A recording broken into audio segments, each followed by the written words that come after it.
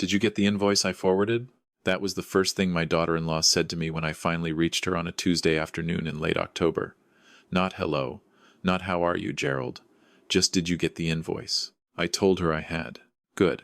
The supplier needs payment by Friday, or they'll hold the next shipment. I said I would look into it. She hung up before I could ask the question I'd actually called about. I stood in my kitchen in Oakville for a long moment, holding the phone against my chest, looking out at the backyard I'd spent 30 years maintaining. The maple in the corner had gone fully red. My wife, Patricia, would have called it beautiful. She passed 4 years ago, and sometimes I still catch myself turning to tell her things. The question I had wanted to ask my daughter-in-law was simple. When is the grand opening? My son, Trevor, had been planning the opening of his wellness clinic for the better part of 2 years. The clinic, a physiotherapy and rehabilitation center he'd named Cedarbrook, was supposed to be the culmination of everything. His education, his years working under other practitioners, the $340,000 I had contributed from the savings Patricia and I had spent our entire working lives building. I had retired from teaching high school mathematics after 31 years. Patricia had been a hospital administrator. We were not wealthy people, but we had been careful, and we had been consistent. And when Trevor came to me in the spring of 2 years ago with a business plan and a dream, I had believed in him the way only a father can believe in a son. I did not ask for a seat on his board. I did not demand my name on the door. I asked only that he keep me informed, that I be treated not as an investor, but as his father. For the first several months, he did. We spoke every Sunday. He would walk me through the renovations, the equipment purchases, the hiring process. He sent photographs. He called me excited from the site when the new treatment tables arrived. Those were good months. Then his wife, Renata, took over the business finances. I want to be fair to Renata. She is organized and driven, and she clearly loves Trevor. But from the moment she assumed control of the clinic's administration, which Trevor explained to me, somewhat sheepishly, was because she had a background in healthcare management, our Sunday calls became shorter, then less frequent. Then they stopped altogether, replaced by occasional text messages and the sporadic forwarded invoice. I told myself this was normal. Businesses get busy. Sons grow into their own lives. I had read enough advice columns in the back pages of enough weekend newspapers to know that a father who clings becomes a burden. But there is a difference between letting go and being pushed out. I was only beginning to understand which one was happening to me. The Friday after the invoice call, I drove out to the clinic. It was the first time I had visited in 3 months. Renata had mentioned, at some point over the summer, that the construction noise was too disruptive for drop-in visits, and I had respected that. The drive took 40 minutes from Oakville into the west end of Hamilton, through streets I knew well from the years Patricia and I used to drive out to visit her sister. I found parking easily. The street was quiet for a Friday afternoon. I walked toward the building and stopped. There were plants in the window, framed artwork on the walls I could see from the sidewalk, a sign above the door, Cedarbrook Wellness and Rehabilitation in clean navy lettering on a white background. Understated and professional. The clinic was open, clearly, unmistakably open. There was a reception desk visible through the glass, a woman typing at a computer, 2 people in the waiting area with clipboards. I did not go inside. I stood on that sidewalk for what felt like a very long time, doing the arithmetic of it. The sign looked weathered enough, not brand new, not installed last week. The plants had grown into their pots. The lettering above the door had a faint watermark along the bottom edge where rain had run down the wall. I went home. That evening I called Trevor. The call went to voicemail after 3 rings. I called again the following morning. 2 rings, then voicemail. He was sending me to voicemail. My own son. I sat with that knowledge for a day before I called Renata. She answered on the first ring, which told me something. When did the clinic open? I asked. There was a pause. Not long, just enough. The soft opening was about 6 weeks ago, she said. We did a quiet launch. Just family and a few close colleagues. I absorbed this. I wasn't invited. Trevor wanted to keep it low-key. You know how he gets about pressure. I did know how Trevor got. He had been a sensitive child, prone to anxiety before performances, before exams, before anything he cared about. I had always tried to protect him from unnecessary stress. I had never once, in 63 years of living, considered that my presence at a meaningful event in my son's life might be categorized as unnecessary stress. Renata, I said, and I kept my voice level because I had been a teacher for 3 decades, and level voices are something you learn. I put $340,000 into that clinic, which we are very grateful for, she said. Trevor will call you this week. He did not call that week. I am not a man who acts impulsively. Patricia used to tease me about it, said I could deliberate a dinner order into a full philosophical inquiry. But deliberation is not the same as passivity. And as the days passed without a call from my son, I began, quietly and carefully, to do what any reasonable person would do when they suspect they are being managed rather than respected. I started paying attention. I went back through my records. Every transfer, every receipt, every email exchange related to the clinic over the past 2 years. I had been thorough in my documentation, the habit of a mathematics teacher, and what I found, when I laid everything out on the dining room table, was a picture that had been obscured by its own details. The original agreement between Trevor and me was not a formal contract. I had suggested one, early on. Trevor had looked hurt. "Dad, this is family," he'd said, and I had felt small for suggesting otherwise, which, I now understand, was exactly the intended effect. What I had was a series of emails. In those emails, Trevor had described my contribution as an investment with family terms, meaning no formal interest, no fixed repayment schedule, but an understanding that I would be treated as a silent partner with the right to be kept informed of major milestones. His words, his email, the grand opening of the clinic was, by any definition, a major milestone. There was more. I began to notice patterns in the invoices Renata forwarded. Equipment I did not remember approving. A consulting fee that recurred monthly, paid to a numbered company I did not recognize. A line item described only as business development that had been charged against the clinic's operating budget, my money, still being drawn down for 11 consecutive months. I am not an accountant, but I had spent 31 years teaching students to follow the logic of numbers, and the logic of these numbers was telling me something I did not want to hear. I called my old friend Douglas, who had retired from corporate law 3 years ago and spent most of his time now sailing out of Burlington. We met for lunch at a diner near the harbor. I brought the emails. I brought the invoices. I spread them across the table between our coffee cups and let him read. Douglas did not say anything for a long time. Then he said, "Gerald, do you know who owns that numbered company?" I said I did not. He slid his reading glasses down his nose and looked at me over the frames. "You should find out. I hired a bookkeeper, a retired woman named Carol, who did contract work, and asked very few questions to go through the full financial picture of what I had contributed and what had been charged against it. She took 2 weeks. When she came back to me, she brought a summary of her findings printed on 4 pages, and a look on her face I recognized from 30 years of delivering difficult news to students' parents. The numbered company received a monthly consulting fee from the clinic. The director of the numbered company was Renata's brother, a man named Paul who, as far as I could determine, had no particular expertise in healthcare administration or physiotherapy or anything else that would justify a monthly consulting fee of $2,800. Over 11 months, that was $30,800, charged against the clinic's operating budget.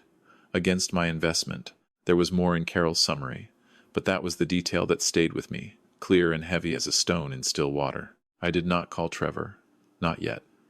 I needed to think, and I needed to understand the full shape of what I was dealing with before I said a word. This, I suppose, is the part of the story where a different kind of man might have driven straight to Hamilton and made a scene. But scenes accomplish very little.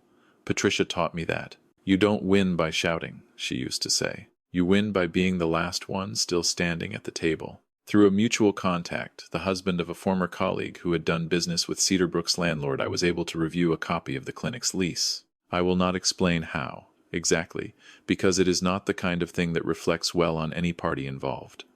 What matters is what I found. The lease had been signed with a personal guarantee, not by Trevor and Renata jointly, by Trevor alone.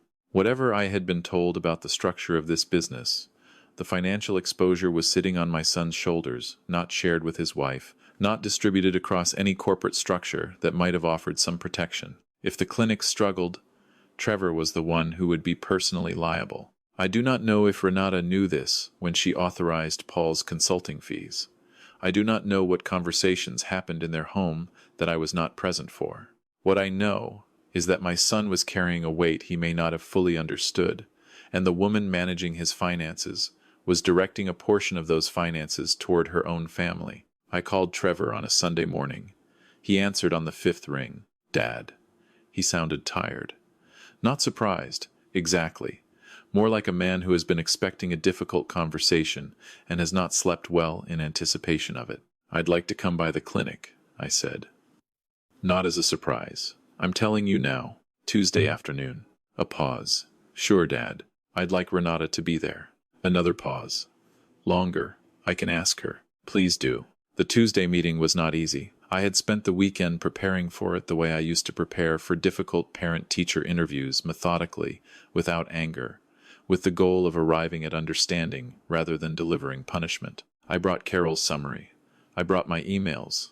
I brought the lease information. Trevor and Renata met me in the clinic's small back office. Trevor looked like he had not slept. Renata looked composed in the way people look when they have rehearsed composure. I placed the documents on the desk between us, and I said, quietly, "I'd like to go through these together." What followed was 2 hours I will not transcribe in detail, because the details belong to my family and not to anyone else. But the shape of it. Renata explained Paul's consulting fees as legitimate support during the setup phase. Trevor said he had not known the full scope of what was being charged. Renata said Trevor had been aware. Trevor said he had signed off on consulting generally without reviewing the specifics. It was painful to watch. Not because they were lying to me, though there were moments when I was not sure. It was painful because I could see my son, this man I had raised, this person I had believed in, enough to give my retirement savings to sitting in a chair across from his own wife, and realizing, perhaps for the first time with me as a witness, that their versions of events did not match. I did not raise my voice. I did not threaten. I said only, when the 2 hours were finished, "I need this," acknowledged formally. A written accounting of everything spent, and a repayment plan for what was paid to Paul's company. Not because I need the money, Trevor, because I need to know we are operating honestly. Renata said she would need time to speak with her accountant. I said, "Of course. I'll give you 2 weeks." On my way out, Trevor followed me to the door. Renata stayed in the office. He stood on the step with his hands in his pockets, looking at the parking lot. "I'm sorry, Dad," he said. "I know you are. I didn't know she was paying Paul that much." I looked at my son for a long moment. I believed him. I believed that he had signed his name to things without reading them, trusted his wife to manage details he didn't want to manage, and built a beautiful clinic on a foundation he had not fully inspected. I had watched him do a version of this his whole life. Trevor had always been the visionary, the one with the dream, the one who needed other people to execute it. It was a strength, and it was a vulnerability, and in this case, someone had taken advantage of it. "That's something you're going to have to fix," I said. "Not for me, for yourself." I drove back to Oakville in the late afternoon light. The 403 was moving slowly, and I was in no hurry. I put on the CBC, an old habit from Patricia's days of insisting on the radio in the car, and I let the drive take as long as it needed to. The 2 weeks passed. On a Thursday, I received a document from Renata's accountant. It was a full accounting of all clinic expenditures to date, including Paul's consulting fees, totaling $34,200 in payments I had not explicitly approved. Attached was a repayment proposal, monthly installments over 18 months, drawn from the clinic's projected revenue. I reviewed it with Douglas over the phone. He said it was fair. I said I would accept it on one condition, that going forward, any expenditure over $5,000 required my written acknowledgement. Renata agreed. She did not sound pleased, but she agreed. What happened after that was slower and less dramatic than the events that preceded it. Trevor and I resumed speaking on Sundays. The calls were different, shorter in some ways, more careful, but also more honest. He told me things he had not told me before, that the first 3 months of the clinic's operation had been harder than expected, that he had been embarrassed to tell me about the difficulties because he did not want to disappoint me, that he and Renata had been arguing about money long before I became involved in those arguments. I told him he could have come to me. I told him that a father who cannot hear difficult news from his son is not a father who can be trusted, and I had always hoped, still hoped, to be trusted. I had never been invited to the grand opening. I had never stood at the door of the clinic I helped build, and shaken hands with Trevor's colleagues, and felt the particular pride a parent feels at a child's achievement. That had been taken from me, and I will not pretend it did not matter. But that December, on a Friday evening, Trevor called and asked if I would like to come to the clinic for an early Christmas dinner. Just him and Renata and me in the small staff kitchen at the back of the clinic, with food from the Lebanese restaurant next door. I said yes. I sat at a folding table in my son's clinic with takeout containers between us and a string of lights Trevor had put up along the window, and I thought about Patricia and about the 31 years I had spent teaching other people's children the logic of numbers, and about what it means to invest in something. Money is the easy part. You accumulate it slowly, and you part with it in a single decision, and then it is gone from your hands and out in the world doing whatever it does. What is harder is the other investment, the one you make in a person, over decades, with your patience and your presence and your willingness to remain at the table even when the accounting is difficult. I do not know if Trevor and Renata have resolved everything between them. That is their work to do, not mine. What I know is that my son looked at me across that folding table and said, "This would not exist without you," and he did not mean only the money. I am 63 years old. I have buried a wife and outlasted a career and navigated more difficult conversations than I can count. The lesson I keep returning to, the one I would offer to any parent sitting in the position I sat in, is this: a contract is not a sign of mistrust. It is a sign of respect. It says, I take this seriously enough to put it in writing. It says, I believe in this enough to make it real. My son's clinic is doing well now. The repayments arrive on the first of the month, every month, without exception. I visit on the second Tuesday of each month, and Trevor gives me a brief update over coffee occupancy, new referrals, equipment maintenance. He bought a new ultrasound machine in the spring, and he called me before he signed the purchase order. That phone call, the one where he asked for my acknowledgement before spending the money, was worth more to me than any grand opening could have been. I am not a man who needs to be celebrated. I am a man who needs to be included. There is a difference, and it took losing one to understand the other. If you are a parent who has given to a child, given money, given time, given trust, and you have begun to feel yourself being managed instead of respected, I want you to hear this clearly. Your feelings are information. Do not dismiss them. Do not tell yourself you are being difficult or demanding, or that love requires silence. Ask the question. Read the document. Request the accounting. And if your child is worth believing in, and most of them are, they will sit across from you at that table, even when it is uncomfortable, and they will work through it with you. That is what family means. Not the absence of difficulty, the willingness to stay.